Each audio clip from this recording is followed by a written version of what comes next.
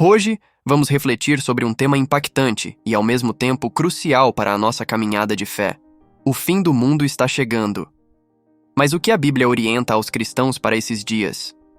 No texto de 1 Pedro, capítulo 4, versículos 7 a 19, o apóstolo Pedro fala de forma poderosa sobre a postura que devemos adotar ao enfrentarmos os tempos finais. Ele não nos chama ao desespero, mas à vigilância e ao fortalecimento espiritual.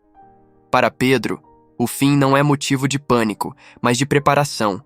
Uma preparação em oração, em amor e em comunhão com Deus e com os irmãos.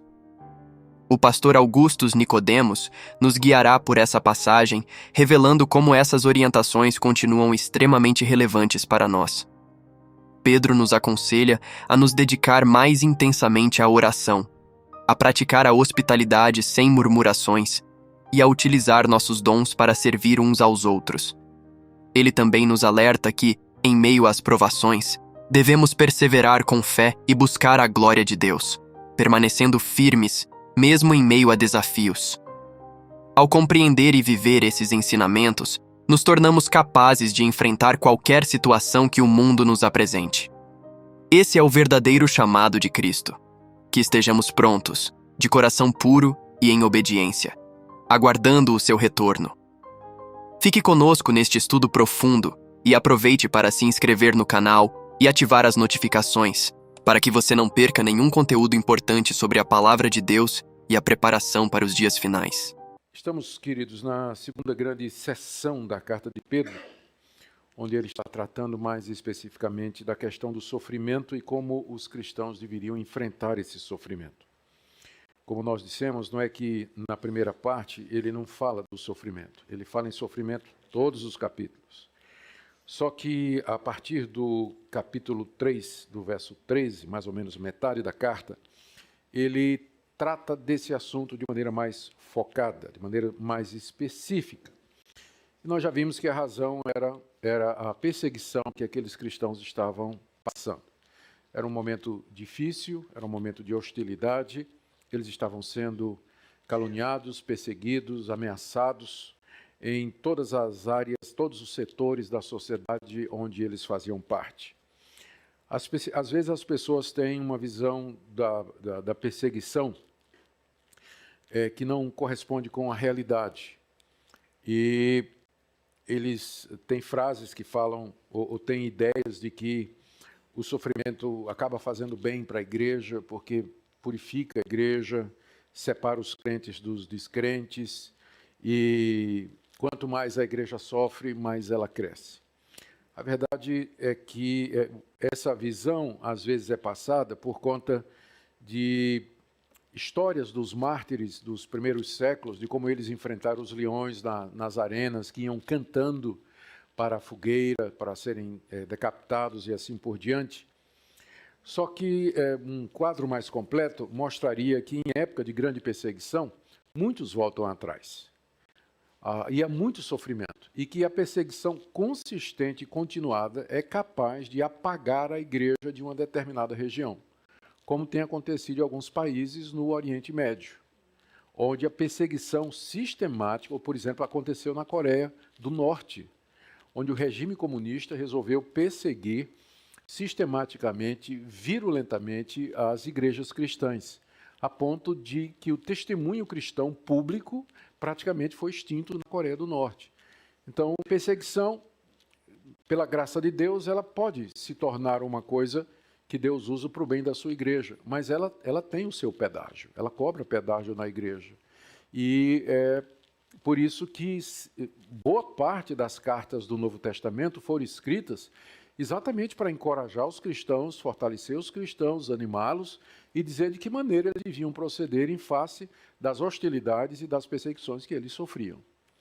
Então, uma dessas cartas é essa carta de Pedro, que trata especificamente dessa questão do sofrimento.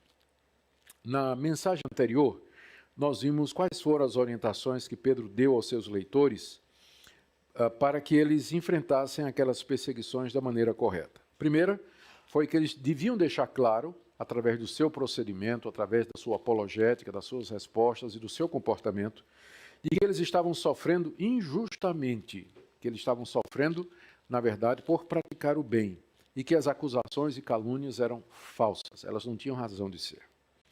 A segunda orientação é que eles tirassem encorajamento do exemplo de Cristo, que morreu pelos pecados, morreu uma única vez, morreu para nos levar a Deus, e não só do exemplo de Cristo, mas também do exemplo de Noé, que durante a sua própria geração pregou aqueles ímpios que eram rebeldes diante de Deus durante um tempo razoavelmente longo, e no final ele foi salvo com sua família na arca, que é uma figura, um símbolo do batismo, que por sua vez é um símbolo também da nossa salvação. E Cristo, da mesma forma que ele sofreu, ele também foi exaltado e está agora sentado à direita de Deus Pai e tem debaixo dos seus pés anjos, principados e potestades. Então, foi assim que Pedro encorajou aqueles irmãos a enfrentar as dificuldades, deixando claro que eles estavam sofrendo por fazer o bem, tirando encorajamento do sofrimento de Cristo, e a terceira maneira foi seguindo a Cristo no caminho da santidade. Já que Cristo sofreu pelos pecados, então não faz mais sentido a gente continuar vivendo nesses pecados no tempo que ainda nos resta aqui. Mas nós devíamos viver de acordo com a vontade de Deus. Continuando o pensamento, Pedro agora adverte os seus leitores, ainda dentro do tema de sofrimento, que o fim de todas as coisas está próximo e que isso deveria ser um estímulo para eles a enfrentar as acusações pesadas que chegavam até os irmãos. E no final do capítulo 4, ele retoma outra vez o tema do sofrimento, mais especificamente. Então, hoje à noite eu tenho 2 pontos aqui no texto de capítulo 4, de 7 a 19. E o primeiro é essa advertência que Pedro faz, que o fim está próximo e que nós devíamos lembrar disso quando estamos enfrentando o sofrimento. Isso vai do verso 7 até o verso 11. E em seguida ele fala do verso 12 até o final sobre como nós devemos, ele volta à questão de como nós devemos enfrentar o sofrimento agora à luz da proximidade do fim. Então vamos lá, primeira parte, meu primeiro ponto nessa noite, como viver à luz da proximidade do fim, capítulo 4, de 7 a 11. Ora, o fim de todas as coisas está próximo. Sede, portanto, criteriosos e sóbrios a bem das vossas orações.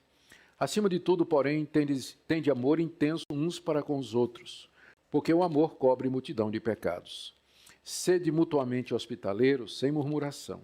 Servei uns aos outros, cada um conforme o dom que recebeu, como bons dispenseiros da multiforme graça de Deus. Se alguém fala, fale de acordo com os oráculos de Deus. Se alguém serve, faça-o na força que Deus supre, para que em todas as coisas seja Deus glorificado por meio de Jesus Cristo, a quem pertence a glória e o domínio pelos séculos dos séculos. Amém. Algumas pessoas acham que, por conta da doxologia, no capítulo 11, Pedro tinha a intenção de terminar a carta, ou seja, ele estava se preparando para terminar a carta. Porque o capítulo 11, aliás, o verso 11 é muito parecido com o final de outras cartas, não é? É uma doxologia, é um hino de louvor e adoração a Deus, terminando com o amém. Então, muita gente está dizendo, alguns acham que Pedro ia terminar a carta. E, de repente, ele recebeu notícias de que uma grande perseguição havia estourado e que o bicho ia pegar, né? E aí, então, ele retoma o assunto no verso 12. Amados, não estranheis o fogo ardente que surge no meio de vós. Então, alguns acham que esse é o contexto. Eu, pessoalmente, não acredito que essa seja a razão, porque, com frequência, a gente encontra nas cartas doxologias no meio delas. Por exemplo, lá na carta aos Romanos, no capítulo 11, Paulo termina aquela primeira sessão com a doxologia extraordinária, usando praticamente as mesmas palavras, e está no meio da carta, sem ter terminado a carta. E a razão pela qual Pedro volta a falar de sofrimento no verso 12 pode ser não o surgimento de uma nova onda de perseguição, mas o recrudescimento ou o aumento da perseguição que já havia. que eu acredito que é o correto, e quando chegar no verso 12 eu vou dizer por quê. Nós vamos examinar juntos. Mas o que nos interessa agora é que do verso 7 até o verso 11, o apóstolo Pedro fala que o fim de todas as coisas está próximo e que os seus leitores, como cristãos que eram, deveriam viver à luz disso. E ele faz várias recomendações a respeito de como eles deveriam se comportar diante dessa perspectiva escatológica. São 4 atitudes, na verdade. Então vamos examinar em primeiro lugar essa declaração do verso 7. Ora, o fim de todas as coisas está próximo. O fim de todas as coisas é o fim da história como nós a conhecemos. É o fim do mundo. É o fim da humanidade. Todos os estudiosos, mesmo que tenham posições diferentes, concordam que o fim de todas as coisas significa a vinda de Cristo, o julgamento final, a ressurreição dos mortos, o fim da perseguição dos cristãos, o castigo dos ímpios, o novo céu e nova terra. Apenas há divergência sobre a sequência e o tempo entre uma coisa e outra. Mas o fim de todas as coisas representa o fim da história como nós a conhecemos. É o fim do nosso mundo. É o fim da nossa humanidade no estado em que ela se encontra. E isso é ensinado em todo o Novo Testamento. Foi ensinado por Jesus, foi ensinado pelos apóstolos, foi ensinado pelos primeiros discípulos, os pais da igreja continuaram a dizer a mesma coisa, e 2000 anos depois que começou-se a dizer isso, nós continuamos a dizer que o fim está próximo. Ou seja, há um momento que se aproxima, ninguém sabe exatamente quando, em que Deus colocará um fim ao mundo como nós o conhecemos. E uma nova realidade, então, será criada por ele. Mas esse fim, ele se aproxima. Pedro deseja que aqueles cristãos vivam à luz disso e que esse alerta da proximidade funcione como uma espécie de estímulo para eles que estavam vivendo no meio daquelas perseguições. Ele coloca 4 atitudes do verso 8, aliás, do verso 7 até o verso 11, que deveriam que era como resultado dessa consciência de que o fim está próximo. O fim está próximo, portanto, primeira atitude, sejam criteriosos e sóbrios a bem das vossas orações. Então a primeira recomendação é que eles orem, é que eles se engajem em oração, que eles orem sem cessar, que busquem a Deus no meio do sofrimento. Só que eles façam isso com critério e sobriedade. Provavelmente o que Pedro está querendo evitar é aquele pânico escatológico. Jesus está voltando, né? E aí as pessoas, como a história da igreja mostra, fazem coisas loucas. Marcaram a vinda de Cristo algum tempo atrás, e os adeptos desse movimento, quando a data estava chegando, eles venderam todos os seus bens, se vestiram de branco e subiram nos tetos de suas casas para esperar a vinda de Jesus nos ares. Então, às vezes, as pessoas fazem coisas meio que estranhas, quando elas estão convencidas de alguma coisa, às vezes até do erro, alguma coisa escatológica. E há muitas outras histórias que a gente poderia contar de pessoas que, acreditando que o fim estava chegando, elas começaram a agir de maneira estranha. Uma vez perguntaram a Lutero, né, o que é que ele faria se ele soubesse que o fim chegaria no dia seguinte. E Lutero respondeu que ele plantaria uma árvore e continuaria a escrever os seus livros. Ou seja, a minha vida continuaria normalmente, porque eu já estou fazendo aquilo que eu deveria fazer. É interessante que Pedro diz assim, o fim está próximo, portanto, e aí você esperaria, assim, o tipo de recomendação sensacionalista. Corram para as montanhas, ou armazenem comida, ou se prepare para a guerra mundial. Não, ele manda. Seja hospitaleiro, ame os irmãos, orem e ministrem uns aos outros. Ou seja, continuem fazendo o que vocês estão fazendo. Sabendo, entretanto, que o fim está chegando. Particularmente o fim do sofrimento de vocês. Quando os seus perseguidores receberão de Deus o justo castigo. A Bíblia toda é muito sóbria quando fala da vinda de Jesus. E ela fala de uma maneira, do fim do mundo, a não deixar brecha para a gente fazer cálculo, como tem sido feito na história. Pessoas tentando marcar uma data para a vinda de Jesus. Eu creio que Deus não permite isso exatamente para que a gente possa ser criterioso e sóbrio. Senão a gente cairia nesse pânico escatológico e faria muita bobagem. A gente não sabe quando o fim chegará. Portanto, a gente deve sempre estar preparado para ele. Essa é a pegada da Bíblia. É assim que a Bíblia trata a questão escatológica do fim. Ela não nos deixa saber a data. Ela dá alguns sinais que nos asseguram de que o fim vai chegar, mas é impossível fazer um cálculo exato de como esse fim ou quando esse fim haverá de chegar. Diante, então, da certeza de que o fim chegará e da incerteza de quando isso vai acontecer, primeiro, ore sempre. Ore com critério e com sobriedade. Não deixe de orar. Ore no meio da perseguição. Ore pelos irmãos. Ore pela igreja de Deus. Ore por você mesmo. Ore pelos seus filhos. Ore pela igreja. Há tantos motivos de oração que são colocados diante de nós quando nós pensamos que o fim está próximo e que nós então deveríamos estar preparados para isso. A segunda orientação de Pedro está no verso 8, desculpem. Ele diz: acima de tudo, porém, tende amor intenso uns para com os outros, porque o amor cobre multidão de pecados. Quando ele diz, acima de tudo, tende amor intenso para com os outros, ele não está colocando o amor acima da oração. Mas o que ele está dizendo é que o amor é a base de todas as coisas. Se você não ora os irmãos, você não ora por eles, não é óbvio? Se você não ama os irmãos, você nem lembra deles na oração. Você só ora por você mesmo, né? Pelas suas coisas, pelas suas necessidades e tudo. E dos irmãos que é bom, nada. Por quê? Porque não ama. Porque se amássemos os irmãos, nós nos lembraríamos das necessidades deles em oração. Por isso que ele diz aqui, acima de tudo, tende amor intenso. A palavra intenso no grego significa alguma coisa que pode ser esticada. Né?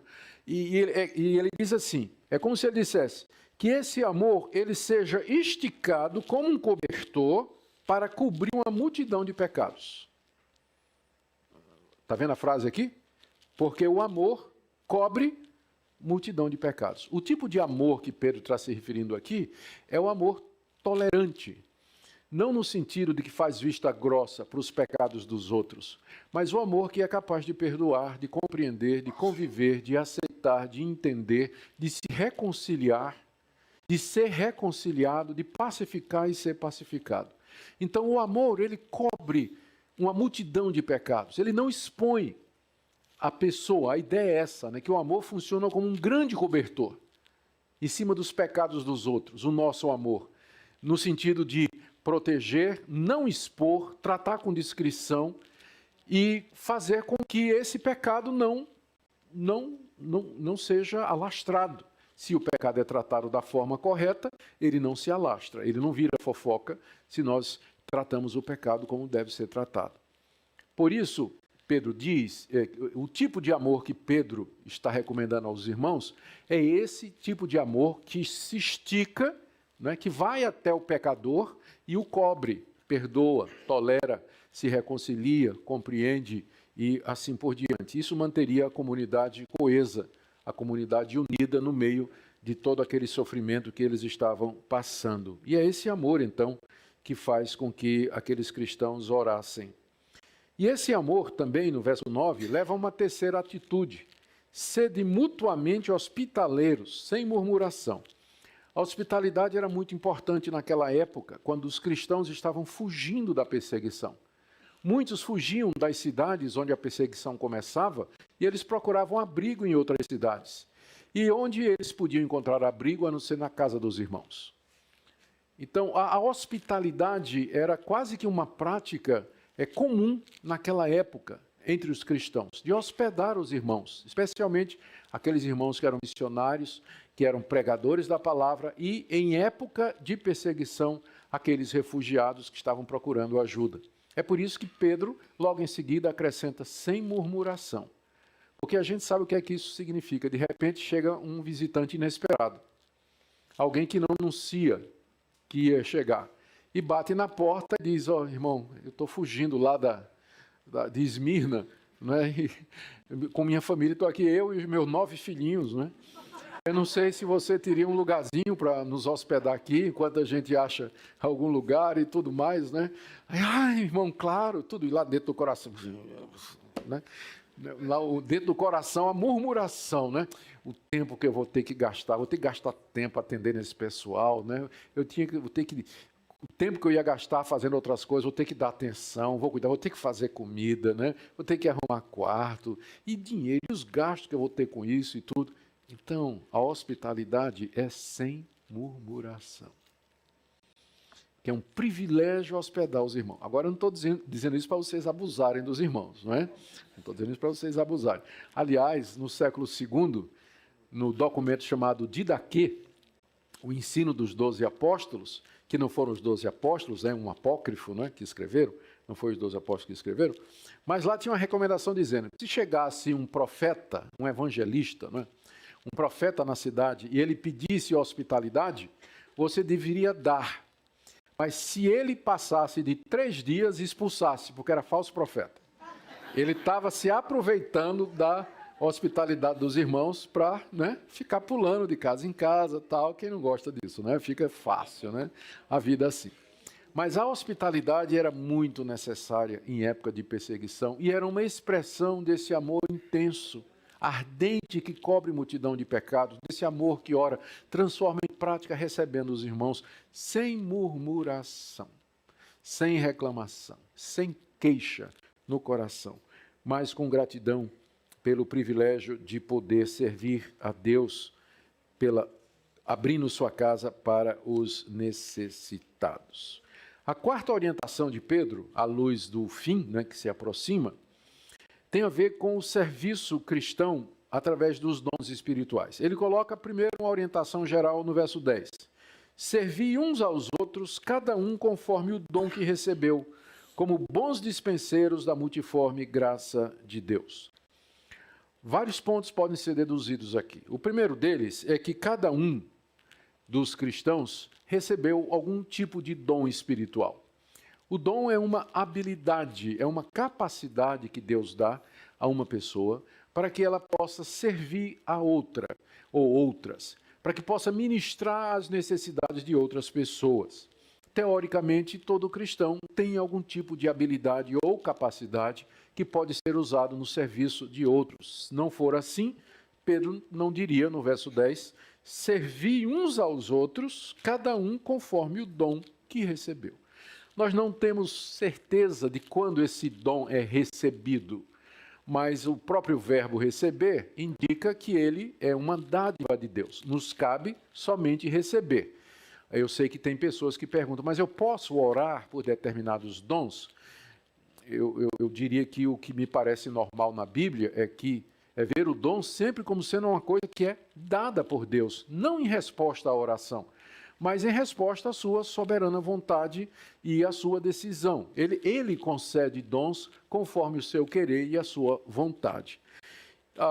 O ruim é que quando o pessoal pede o dom, geralmente são aqueles dons mais espetaculares, né? As pessoas pedem a Deus o dom de línguas, o dom de cura, o dom de milagre, mas o dom de contribuir, né? O dom de exercer misericórdia, isso aí eu nunca vi ninguém orando a Deus, né? Deus me dá o dom de contribuir, né? Eu queria realmente que o Senhor me desse o dom, né? De eu dar tudo que tenho para os pobres, isso eu nunca vi ninguém pedindo, né?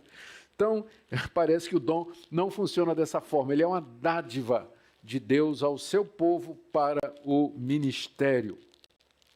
Quando nós usamos os dons para o serviço dos outros, nós nos tornamos o que Pedro diz no final do verso 10, bons dispenseiros da multiforme graça de Deus. A graça de Deus é o favor dele com relação ao seu povo. E essa graça é multiforme, quer dizer que ela tem muitas formas. Pedro está se referindo aos dons espirituais. Eles são muitos, eles são variados, eles são originados da graça de Deus. Quando eu uso esses dons, eu estou sendo um bom mordomo, um bom dispenseiro, é isso que a palavra dispenseiro significa. Vou pensar na ideia brasileira, pensa numa dispensa. Deus, né, você tem uma dispensa em casa cheia de coisas boas. Diariamente você vai naquela dispensa, tira o que precisa para atender a necessidade de alguém e ministra aquela pessoa. Então, é mais ou menos isso. Deus nos deu os dons como bens e nós, como dispenseiros responsáveis pela dispensa dos dons, nós os administramos e ministramos aos nossos irmãos. Então, essa é a a orientação geral que ele coloca aqui no verso 10. No meio dessa perseguição, no meio desse sofrimento, no meio da necessidade, sirvam uns aos outros através dos muitos e diferentes dons que Deus concedeu à igreja e dos quais vocês participam. Vocês têm habilidades e capacidades, vocês têm oportunidades e condições de ministrar mutuamente. E no verso seguinte, ele menciona duas categorias de dons que praticamente englobam essa quantidade enorme, essa diversidade e variedade de dons. Primeiro ele fala os dons da palavra, no verso 11. Se alguém fala, fale de acordo com os oráculos de Deus. Debaixo dessa expressão, se alguém fala, nós podemos agrupar diversos dons. O apóstolo da época, evangelista, pastor, mestre, o dom de ensino, a palavra do conhecimento, a palavra da sabedoria. Tem uma dezena de dons que se encaixam aqui debaixo dessa expressão, se alguém fala. Ou seja, tem muita gente cujo ministério que recebeu de Deus é servir as outras pessoas através da fala. Como profeta, como mestre, como pastor, como quem exorta, como quem aconselha, como quem abençoa com bons conselhos, para quem oferece discernimento, para quem instrui o povo de Deus, os irmãos. Então, é a primeira categoria que Pedro se refere aqui. São os irmãos que receberam dons de fala. E ele dá uma recomendação àqueles que têm dons que são exercidos através da fala. A recomendação é que ele fale de acordo com os oráculos de Deus. O que são os oráculos de Deus? É uma referência às Escrituras. As Escrituras, onde você contém as revelações de Deus. A palavra oráculo aqui, ela é encontrada na versão grega do Antigo Testamento, a Septuaginta, mas também era muito comum na linguagem popular daqueles dias. Os pagãos tinham seus deuses. Eu vou citar um exemplo. O deus Apolo, ele tinha um oráculo na ilha de Delfos. Lá tinha uma pitonisa que ela interpretava a vontade do deus Apolo aos seus adoradores. Ela era chamada de oráculo porque ela recebia a revelação do deus Apolo e passava para os adoradores. Então, trazendo essa figura na sua versão cristã, onde estão os oráculos de Deus? Onde está a revelação de Deus para o seu povo? Aqui, nas Escrituras. Então, são as Escrituras que são os oráculos de Deus, equivalente às pitonisas, sacerdotisas e intérpretes dos deuses pagãos daquela época. Deus não tem hoje oráculos, né, no sentido de pessoas que são órgãos da revelação de Deus. Então, se alguém quer saber a vontade de Deus, ele não vai consultar uma profetisa, não é? Né? Não vai consultar uma profecia. Eu quero saber qual é a vontade de Deus, o que é que eu faço para me salvar, né? Consulta Deus aí. Consulta Deus, olha, Deus está me dizendo que, né? Não é assim que funciona.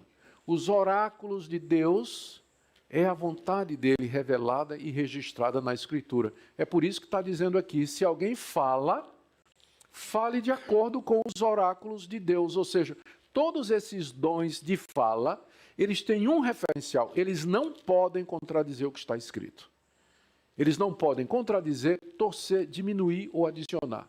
Mas eles vão usar os oráculos de Deus para abençoar, instruir, exortar, aconselhar, dar conhecimento, fortalecer, repreender, corrigir. Tudo isso está debaixo do dom da palavra, não é? Alguém que serve através da fala, mas essa fala tem que ser de acordo com a palavra de Deus. Então, como é que se conhece um falso profeta? É quando ele começa a falar, mas ele foge dos oráculos de Deus. Ele começa a trazer coisas estranhas à palavra de Deus. Então, ele não é de Deus. Se o que ele está ensinando, se o conselho que ele está dando, a orientação que ele está passando é contra os oráculos de Deus, então ele não está sendo um bom dispenseiro da multiforme graça de Deus. Ele, na verdade, é um falso profeta. É um falso pastor, um falso mestre ou falso qualquer outra coisa. Mas não é de acordo com a palavra de Deus. A segunda categoria de dons que Pedro menciona no verso 11 são os dons de serviço. Se alguém serve, faça-o na força que Deus supre. Debaixo de dons de serviço, nós temos também uma pletora de dons. Desde o dom de misericórdia, dom de contribuição, dom de visitação, de liderança, de administração, de ajuda, de socorro. E aí a gente, começa a ver que, através da história, com o tempo, esses dons eles se desdobram. Eu não sei se eles se desdobram, mas eles se adaptam. Por exemplo, com o surgimento da tecnologia e o surgimento da internet, muita gente que tem o dom de fala, a gente percebe que tem umas pessoas que têm uma habilidade extraordinária para ministrar através das redes sociais. Eu conheço pastores que são excelentes pregadores, mas você coloca ele na frente do olho de uma câmera, ele murcha, ele perde a eloquência dele. Ele não consegue falar olhando para o olho preto de uma câmera Kodak assim na cara dele. Ele não consegue fazer isso. Mas outros têm uma habilidade fabulosa, e é o contrário. Você vai escutá-lo ao vivo e diz, ele parecia mais alto lá no vídeo, né? Não é... Mas tem gente que tem... o dom da fala acaba se adaptando. Eu estou dizendo isso para dizer que eu acho que também um dom do serviço acaba se adaptando. Com a sofisticação da igreja, a institucionalização da igreja, eu fico pensando, por exemplo, tem gente que tem habilidade para cuidar de menino. Não tem? Mas tem gente que não tem. Eu, por exemplo, se você me colocar para cuidar de criança, não vai dar certo. Não vai. Mas tem gente que tem habilidade para cuidar de criança. Gente que tem habilidade para falar para os adolescentes. Sabe falar mesmo para os adolescentes. Tem gente que tem habilidade de ficar atrás daquela mesa de som ali, controla aqui, mexe aqui, tal, está atento, está vendo tudo. É o dom de serviço. É um tipo de serviço que é ministrado à igreja. Sob essas duas categorias, o que fala e o que serve, Pedro encerra toda a multiforme graça de Deus. Então, há uma variedade enorme de dons, mas eles podem ser resumidos nesses dois. Os dons de fala e os dons de serviço. Então, eu não sei que tipo de dons você tem. E eu não creio que um dom exclui o outro. Tem gente que tem dom de fala e que são excelentes servidores, né? Gostam de servir, de ajudar no que for possível, enfim. Então, uma coisa não exclui a outra, mas o que importa aqui é essa exortação, que nós temos que nos ministrar, é o que fala aqui no verso 11, servir uns aos outros, cada um conforme o dom que recebeu. Se for de fala, conforme os oráculos de Deus. Se for ministério, faça isso na força que Deus supre. Porque se não for na força que Deus supre, contribuição, visitação, ajuda, socorro, consolação, misericórdia, a gente não dá conta. Mas tem que ser na força de Deus, porque você vai mexer com a miséria humana, você vai chegar perto do sofrimento humano mais e mais, e você vai precisar da misericórdia de Deus. E o alvo de tudo isso, Pedro diz no verso 11, é que através desse serviço mútuo, em todas as coisas, seja Deus glorificado por meio de Jesus Cristo, a quem pertence a glória e o domínio pelos séculos dos séculos. Amém. À medida que nós nos ministramos e nos servimos, cada um de acordo com os dons que Deus deu, Deus está sendo glorificado e a pessoa do Senhor Jesus será exaltada. Que conselhos bons para a época de perseguição, não é? Recordando, meus irmãos, o fim está próximo. Vocês estão passando por grande sofrimento e perseguição, mas lembrem que o fim de todas as coisas está próximo. Portanto, sejam sóbrios, orem, amem-se mutuamente, cobrindo a multidão de pecados, que esse amor se manifeste na prática, recebendo os refugiados na casa de vocês, e que vocês se ministrem de acordo, se ajudem de acordo com os dons que vocês receberam, porque em tudo isso, mesmo no meio do sofrimento e perseguição, Deus será glorificado, e também o Senhor, por meio de Jesus Cristo, a quem pertence glória e o domínio pelos séculos dos séculos. Amém. Pedro podia ter terminado a carta aqui. Está tudo com cara de final.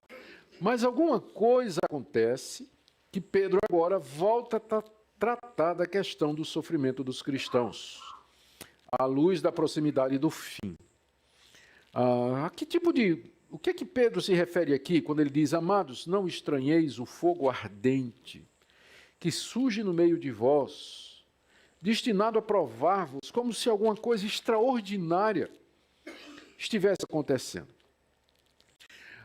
Pedro compara esse sofrimento aqui a um incêndio que irrompeu de uma forma devastadora, inesperada e terrível.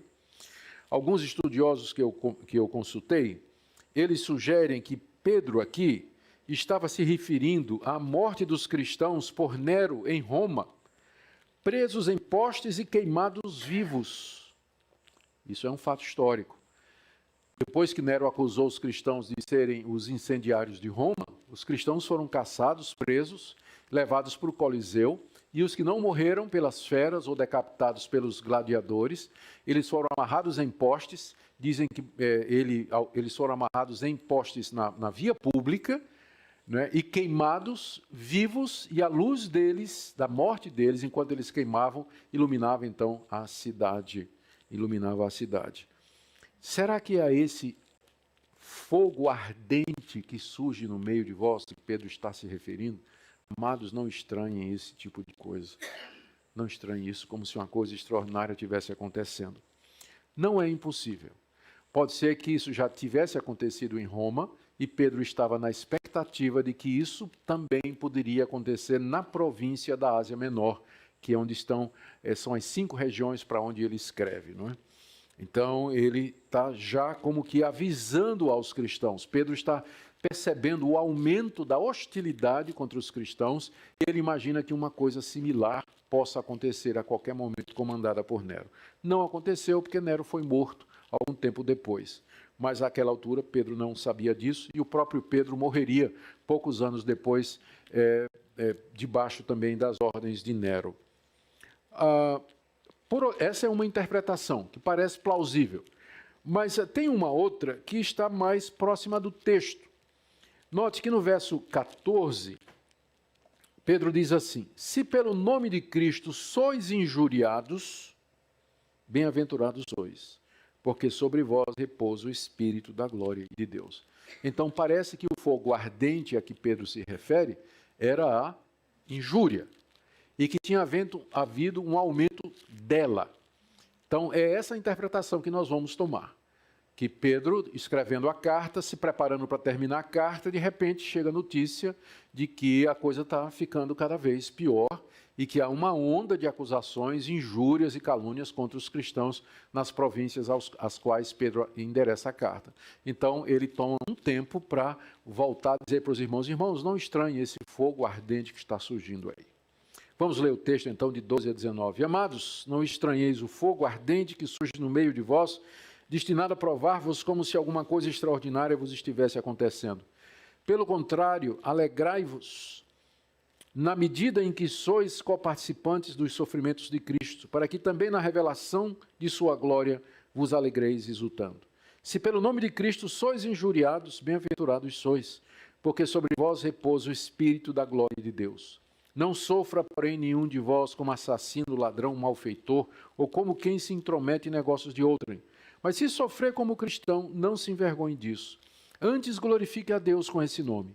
Porque a ocasião de começar o juízo pela casa de Deus é chegada. Ora, se primeiro vem por nós, qual será o fim daqueles que não obedecem ao Evangelho de Deus?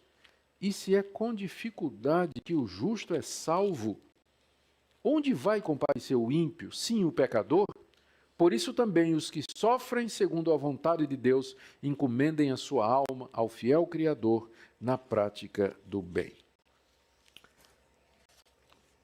Qual deveria ser então a atitude dos cristãos com relação àquele fogo da injúria que estava crescendo contra eles? São 1, 2, 3, 4, 5, 6, 7, 8 recomendações. Eu vou bem rápido. Certo? 8 coisas. Primeiro, não estranhe. Não estranhe quando vier esse tipo de coisa. Aí no verso 12, amados, não estranheis o fogo ardente que surge no meio de vós. Essa palavra não estranhar, essa orientação, é mais do que simplesmente ficar surpreso, né? Ser apanhado de surpresa. É a ideia de ser apanhado de surpresa e ficar ressentido.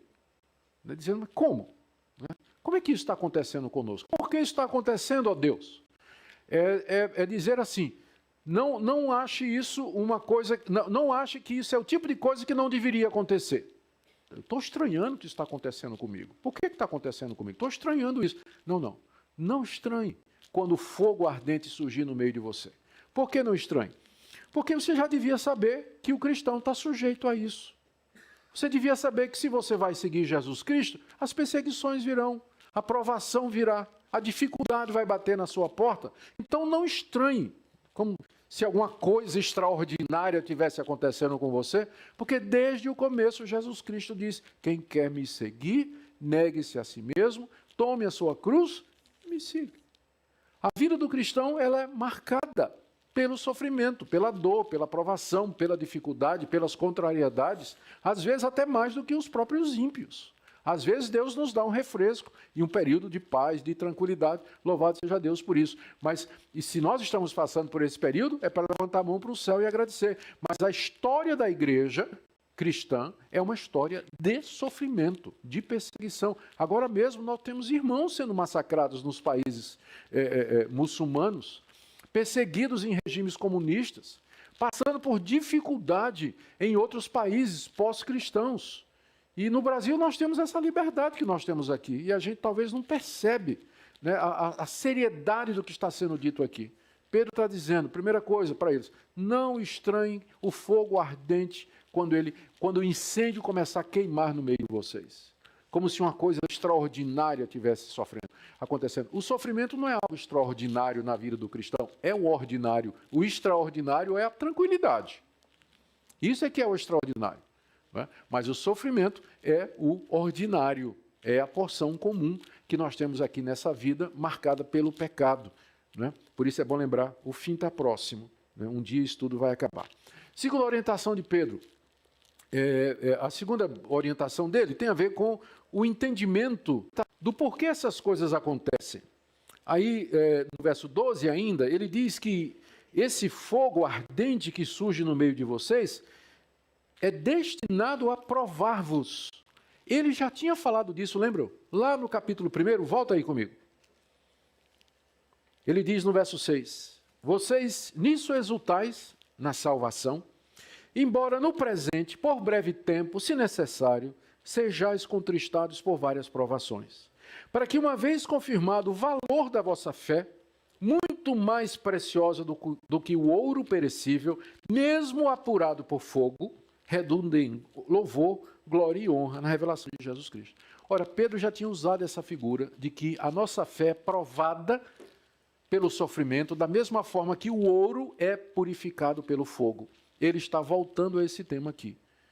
Irmãos, não estranhem a provação que vem como um fogo no meio de vocês, porque o alvo dela é provar vocês, é depurar a fé de vocês, é tirar da fé de vocês os elementos impuros, da dúvida, da incerteza, do questionamento, é fortalecer a fé de vocês, que vale mais do que prata e do que ouro.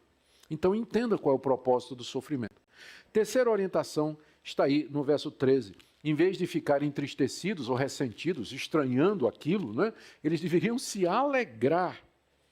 Verso 13, pelo contrário, alegrai-vos, na medida em que sois coparticipantes dos sofrimentos de Cristo, para que também na revelação de sua glória vos alegreis exultando. De que maneira aqueles cristãos poderiam se alegrar no meio daquele intenso sofrimento?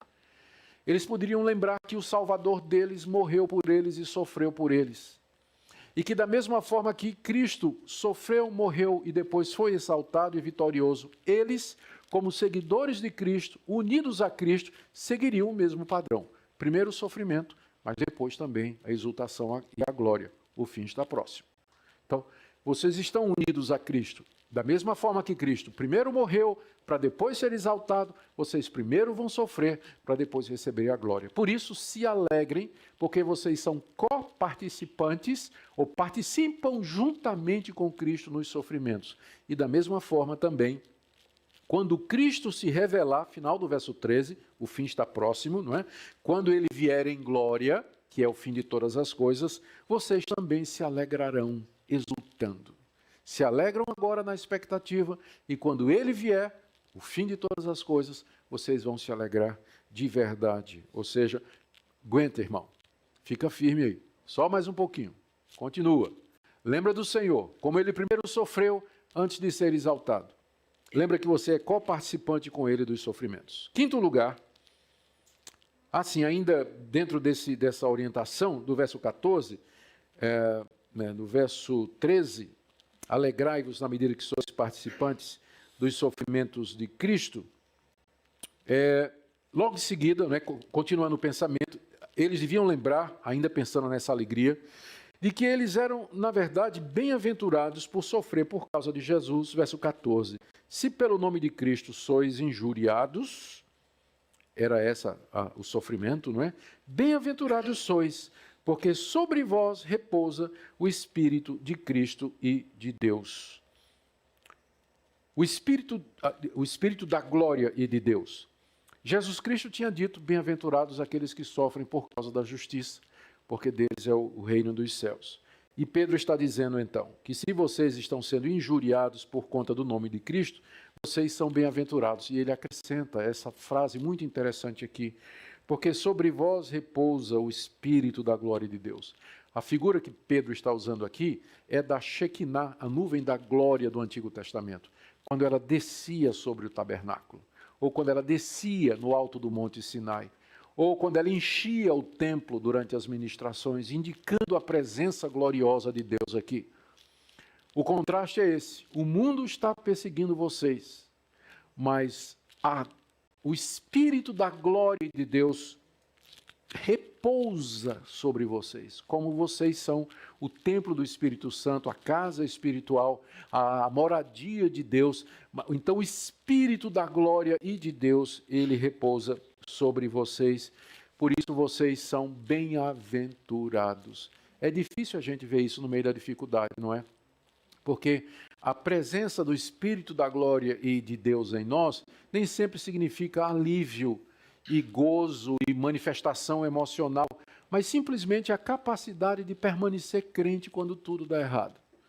É isso que o Espírito Santo faz em nós no meio do sofrimento. Às vezes ele pode trazer alívio da mente, tranquilidade no coração, algum tipo de paz, mas com frequência o que se espera do cristão no meio do sofrimento é a perseverança, que ele continue a perseverar, não negar ao Senhor Jesus, não voltar atrás, não cair em murmuração, ressentimento, mas continuar a servir a Deus, ainda que tudo dá errado. O Espírito da glória de Deus repousa sobre o seu povo, quando ele está no meio da perseguição, garantindo então a sua permanência. Em quinto lugar, verso 15, eles não deveriam sofrer como malfeitores. Não sofra, porém, nenhum de vós como, aí vem a listinha, não é? Assassinos, ladrões, malfeitores e metidos nos negócios dos outros. Não é interessante de que a pessoa metida está na mesma lista do assassino? A gente disciplina o ladrão na igreja, né? Mas o fofoqueiro nunca. A gente é muito incoerente, né? Não está na mesma lista. Está na mesma lista, o metido, né? A pessoa que se mete nas coisas dos outros é o fofoqueiro, maledicente, tem língua comprida, não é?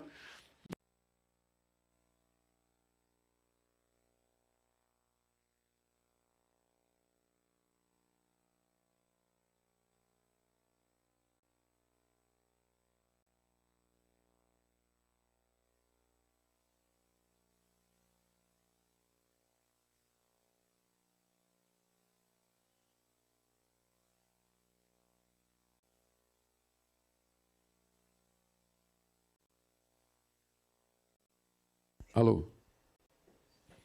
Eu estava só falando da nossa inconsistência, não é?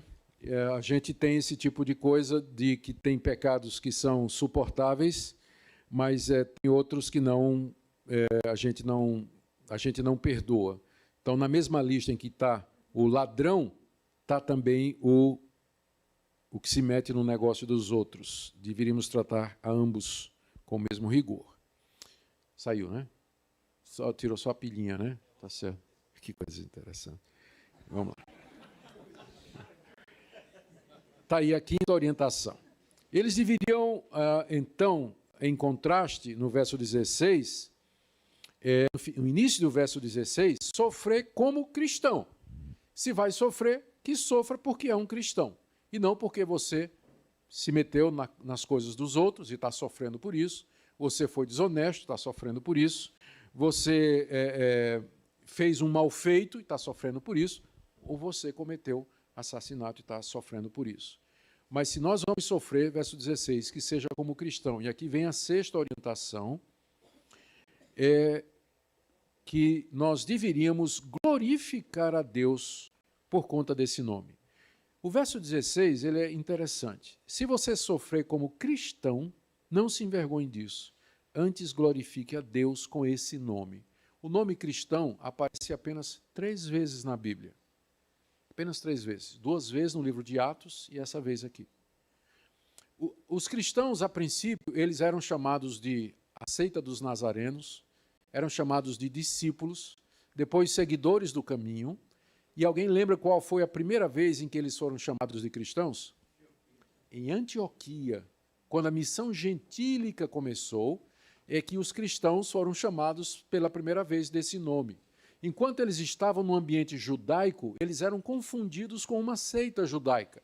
Então era chamado de Nazareno, o caminho, os discípulos, né? Não tinha uma identidade muito clara. Mas quando o evangelho vai para os gentios, então o nome que os gentios acharam para se referir aos cristãos, é interessante que essa nomeação não parece ter sido feita pelos próprios cristãos, mas pelos gentios.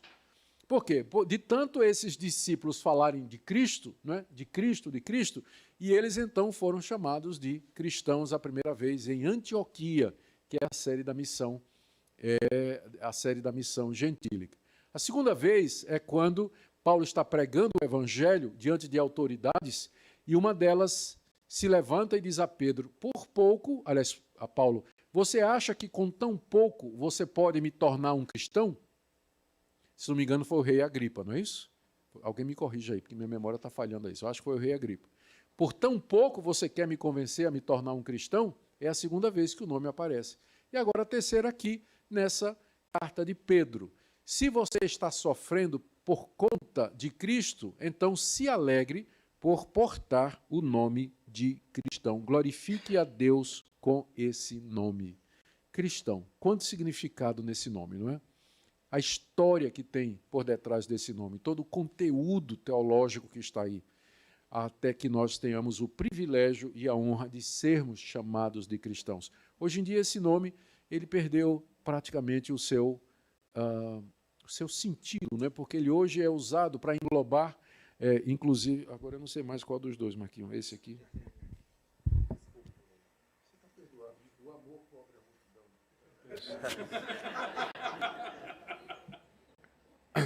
Pronto, certo. Obrigado. Obrigado, é melhor assim.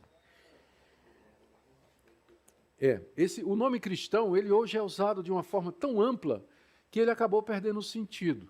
Ele inclui, inclusive, nos grandes órgãos de estatística que medem o tamanho das grandes religiões mundiais, eles vão dizer, nós temos 6 bilhões de pessoas e cerca de 3 bilhões, metade disso se declara cristão. Só que quando você vai ver o que é que eles consideram cristão, aí está toda a Igreja Católica, está toda a Igreja Ortodoxa grega e russa, estão as seitas como Testemunho de Jeová, os mórmons, tudo isso eles colocam debaixo, até o espiritismo eles colocam debaixo do nome de cristão.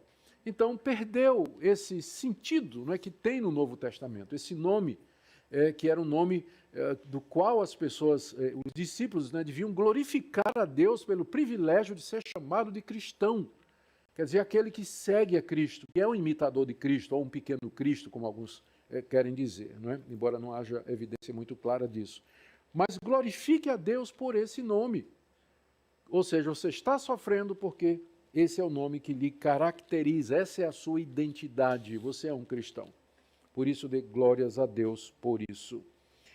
A sétima orientação, verso 17 a 18, essa daqui é complicada, mais uma vez. Pedro está dizendo que eles deveriam lembrar que o fim está próximo mesmo e que, quando o fim chegar, esses injuriadores e ímpios que perseguiam, eles receberiam de Deus a devida recompensa. Agora veja como é que Pedro elabora isso. Ele diz assim, verso 17, a ocasião de começar o juízo pela casa de Deus é chegada. Então, o que é que ele está dizendo? Esses sofrimentos que vocês estão passando é o juízo de Deus sobre vocês. Só que juízo aqui não é no sentido de juízo condenatório, mas é Deus usando o sofrimento para nos limpar das nossas imperfeições. É um juízo bondoso, educador, disciplinador e didático. Não é um juízo que nos condena ao inferno. Mas o juízo começa na casa de Deus. Dando quadro maior. A humanidade pecou, caiu em Adão, está debaixo da ira de Deus. E o pecado traz consequências, nos contamina. E traz consequências nos relacionamentos entre nós, de nós com a natureza, especialmente entre nós e Deus. Do meio desse povo, Deus pegou um povo para ele, que é o povo exclusivo de Deus, a nação santa, de sacerdócio, a quem Deus deu essa grande salvação. Só que o juízo de Deus, ele não pode ser... Nós somos livres do juízo condenatório de Deus. Ele não vai mais nos condenar porque Cristo levou esse juízo sobre ele. Mas ainda assim nós continuamos pecadores e Deus vem sobre nós como juiz e diz: olha, você não está amando seu irmão como você devia. Você vai sofrer um pouquinho aqui, tá? Só para você aprender como é que você deve amar o seu irmão. Então, o juízo começa pela casa de Deus. Deus vem primeiro purificar e julgar a sua igreja.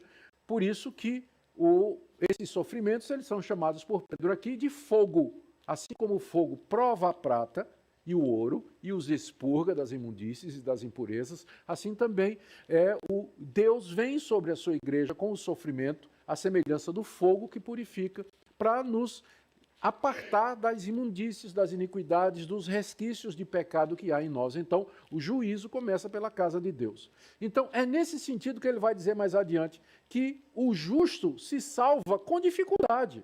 Não é que é difícil se salvar, ele se esforçou muito para salvar. Não, ele é salvo, mas ele enfrenta muita dificuldade, que são exatamente as provas, os sofrimentos e todas essas coisas que vêm sobre nós e que faz parte do juízo de Deus. O juízo começa pela casa de Deus. Início do verso 7.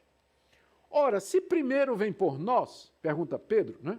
Se Deus começa conosco e nos deixa passar por todo esse... Ora, se nós que somos filhos de Deus e salvos, passamos por esse tipo de sofrimento que nós estamos passando aqui, imagine qual será o fim daqueles que não obedecem ao Evangelho. Se nós que obedecemos, levamos, apanhamos, somos surrados, né, pelas provações, provados, acrisolados, testados de um lado e de outro, em todas as circunstâncias, imagina quando chegar a hora do ímpio.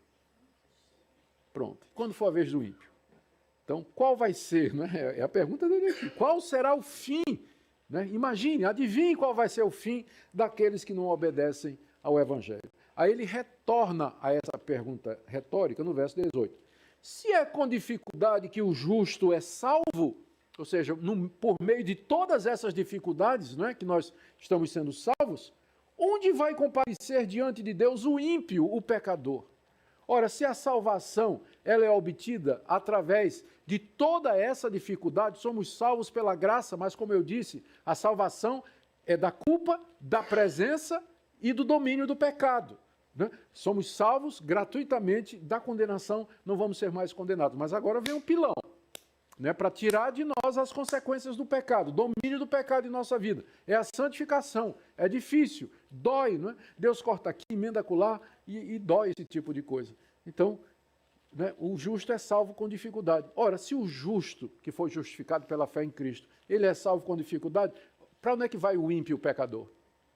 A resposta é uma pergunta que não quer calar, não é? E a resposta é inferno. Inferno, condenação eterna, ira de Deus, sem pausa, sem alívio nenhum, pela eternidade afora. Esse é o destino do ímpio, do pecador, do que não obedece ao Evangelho de Deus. Diante disso, né, verso 19, por isso, a conclusão de Pedro, os que sofrem segundo a vontade de Deus, encomendem a sua alma ao fiel Criador na prática do bem. Porque o Criador é que tem poder para lhe salvar ou para lhe condenar eternamente. Então, ele é fiel nas suas promessas. Ele nos prometeu a vida eterna em Cristo Jesus. Essa palavra aparece, não aparece, mas a palavra esperança e herança aparece lá no capítulo 1, verso 3 e 4, que nós somos regenerados para uma viva esperança, para uma herança incorruptível, que foi prometida por Deus. Deus é fiel. Então, os que sofrem, encomendem a sua alma ao fiel Criador, sabendo que Ele, através das dificuldades, através dos sofrimentos, haverá de cumprir o que prometeu. Ele dará vida eterna aos que creem no seu Filho, Jesus Cristo. Amém? Então, são estas as 9 não, 1, 2, 3, 4, 5, 6, 7, 8. A última era essa, encomendar a alma ao fiel Criador. 8 atitudes ou orientações de Pedro para aqueles irmãos sofredores. Eu queria terminar essa noite, essa palestra aqui, eu queria orar com vocês. E eu queria que você, nessa noite, à luz de tudo que você ouviu, a exposição da palavra de Deus aqui, você colocasse sua vida, como está aqui, no verso 19, que você encomendasse a sua alma ao fiel Criador. No seguinte sentido: Deus, diante de tudo que eu ouvi, eu quero encomendar a minha alma a Ti. Essa mesma expressão estava na boca de Jesus quando ele estava morrendo. Pai, nas Tuas mãos entrego o meu espírito. É a mesma construção no grego. Então, só que Pedro não está dizendo, vocês estão morrendo, façam isso, como Jesus fez na hora da morte. O que Jesus fez na hora da morte, Pedro quer que a gente faça agora, né? Encomendem a sua alma, o seu espírito, ao fiel Criador. Isso significa dizer: Deus, eu me entrego a Ti, o mais precioso que eu tenho, que é minha alma, eu entrego a Ti sem reservas. Eu quero viver para Ti. Se for Tua vontade que eu sofra por ser um cristão, se eu tomar essa posição de ser um cristão fiel, quando eu voltar agora para casa e voltar para o meu trabalho, para o meu emprego, voltar para a minha família, voltar para os meus vizinhos e amigos, eu vou voltar como um cristão, lá na minha escola. Né? Tem adolescentes me ouvindo aqui, jovens, lá na minha escola, na minha universidade, eu vou tomar essa posição, eu sou cristão. Eu quero me encomendar a Ti, não importam as consequências, porque eu sei que o Senhor é fiel. O Senhor vai cuidar de mim. Se for a Tua vontade que eu seja injuriado, excluído, que o bullying venha em cima de mim, eu estou disposto. Eu estou disposto a fazer isso. Porque eu sei que Tu és o Deus a quem nós devemos temer, amar, respeitar, crer e confiar. E minha vida só faz sentido se for nessa direção. Eu queria que nessa noite você fizesse isso. Você dissesse: Deus, eu sou Teu. Se você já fez isso, que você renove a sua consagração. Que você entregue sua vida a Deus, na disposição de que, com a graça dEle, você vai viver para a glória dEle. A Bíblia nos dá uma perspectiva muito clara sobre o fim dos tempos, com orientações que visam fortalecer a fé e guiar a conduta dos cristãos nesses últimos dias. Em passagens como em 1 Pedro, capítulo 4, versículos 7 a 19, o apóstolo Pedro apresenta conselhos práticos e espirituais para que possamos viver de maneira plena, apesar das circunstâncias difíceis que podem surgir. Ele começa com uma palavra forte: o fim de todas as coisas está próximo. Mas, ao invés de semear o medo, Pedro nos chama a cultivar a sobriedade e a vigilância, colocando a oração no centro da nossa vida. Ele lembra que, mais do que nunca, precisamos estar conectados com Deus e manter uma comunicação constante com Ele. Além disso, Pedro nos orienta a viver com amor profundo e sincero entre os irmãos, a praticar a hospitalidade e a colocar os dons espirituais em prática. O amor é um dos principais pontos para o apóstolo, pois ele diz que o amor cobre uma multidão de pecados. Ou seja, diante das tribulações e provações que vêm com o fim dos tempos, nossa união e suporte mútuo são essenciais.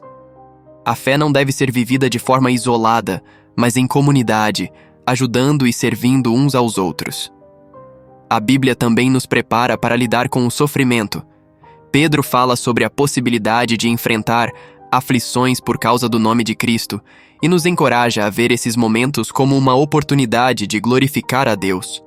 A verdadeira paz, mesmo em tempos de dificuldades, vem da nossa esperança no retorno de Cristo. Assim, Ao invés de se deixarem tomar pelo medo ou pela angústia, os cristãos são convidados a permanecer firmes, seguindo os passos de Cristo, e a encarar cada dia como uma chance de viver de forma que glorifique a Deus. Em resumo, as orientações bíblicas para o fim dos tempos nos chamam a viver com foco no essencial: oração, amor, serviço e perseverança. Esses pilares são o que nos sustentam e nos preparam para os dias que estão por vir, mantendo nosso coração firme e nosso olhar voltado para o Senhor.